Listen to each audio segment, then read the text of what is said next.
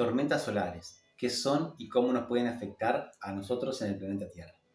Bienvenido una vez más, mi nombre es Eduardo Bertina Viré y bueno, vamos a hablar de las tormentas solares y las eyecciones de masa coronal, todo esto que produce el Sol y que puede tener cierta consecuencia en la Tierra.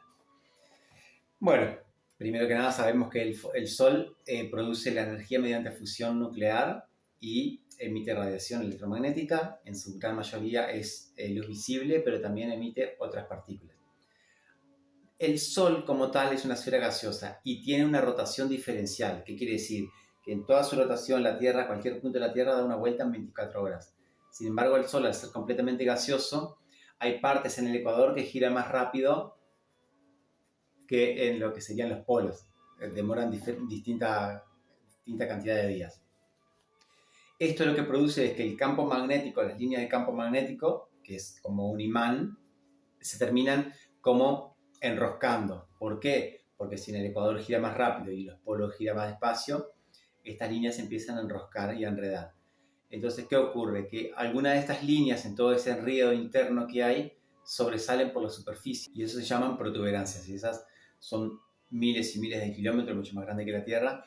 Y sobre la base de esos arcos, son como unos arcos que sobresalen de la superficie, en las bases como que está desplazado el plasma incandescente, entonces se ven con mayor oscuridad y esas son las famosas manchas solares. Ahora, ¿qué ocurre? Que a veces estas líneas, hay flujo de partículas internas y a veces se terminan rompiendo. Y bueno, y esa lo que produce es una eyección de masa coronal, que al romperse esa línea, ese arco, son emitidas al espacio millones y millones de kilogramos de toneladas de partículas cargadas eléctricamente. Eso es lo que se llaman tormentas solares. ¿Y eso qué puede pasar? De que en algún caso apunten en dirección hacia la Tierra. Si justo coincide de que vengan en dirección a la Tierra, demoran algunos días. La luz del Sol a llegar a la Tierra demora 8 minutos, 8 minutos 20 segundos. Estamos a 8 minutos luz del Sol. O sea, si el Sol se apaga ahora, lo seguiríamos viendo durante 8 minutos. Pero ¿qué pasa? Estas partículas no viajan a la velocidad de luz, entonces demoran algunos días, 2, 3 días, una semana, depende de qué tan intensa sea. Cuando llegan a la superficie de la Tierra, o más que nada a la atmósfera, que es donde primero impactan, interactúan de alguna manera con los gases de la atmósfera, pero antes la Tierra tiene un campo magnético, que se producen unas líneas de la misma forma que un imán, y esas líneas nos terminan protegiendo de estas partículas cargadas. Eso se llama magnetosfera. Esa magnetosfera nos protege de las tormentas solares. Entonces, esa nube que viene, esas partículas que vienen del Sol en dirección a la Tierra, son desviadas por el campo magnético e ingresan por los polos. Entonces, de ahí viene el tema de las auroras boreales, por las auroras polares, tanto en el hemisferio boreal como austral, entran en el polo sur y norte. Y es lo que producen estas pintorescas noches en el hemisferio norte, que se ve el cielo de colores, fucsia, rosado, verde, por el nitrógeno y el oxígeno que tiene la atmósfera. Entonces que ingresan partículas cargadas en la atmósfera alta y lo que producen es que ionizan el gas de la atmósfera y empieza a emitir luz, como los antiguos tubos de iluminación que eran de mercurio, de otros gases, y era un gas ionizado y el gas ionizado con corriente, con electricidad, emite luz. Bueno, acá hay las partículas cargadas que ingresan en la atmósfera, ionizan el gas y es el que emite la luz.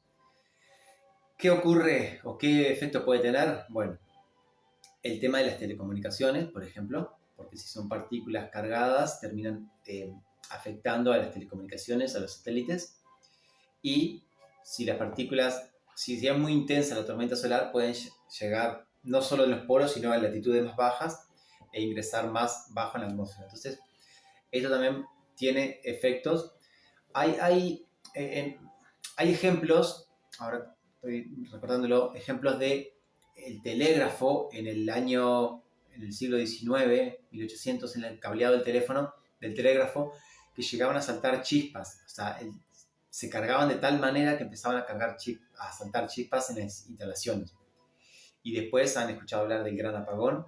Ocurrió en Canadá, que 7 provincias de Canadá se quedaron sin luz y algunos estados de los Estados Unidos quedaron sin luz por un gran apagón. ¿Por qué? Porque estas cargas al ingresar en la atmósfera baja sobrecargaron las líneas de alta tensión de corriente y terminaron haciendo que saltaran, que reventaran los contadores, los transformadores, y de esta manera terminó afectando a toda la red eléctrica en varios estados y provincias de Canadá.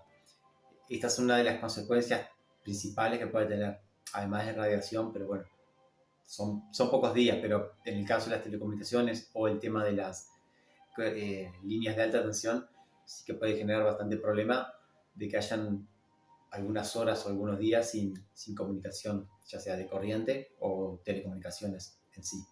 Bueno, y sin más, si te interesan estos temas, no te olvides de compartir videos, de comentarios, suscribirte si aún no estás suscrito, activar la campanita para que te avise cada vez que subo un video. Estoy subiendo videos todos los días. Y bueno, nos vemos en un nuevo video. Adiós.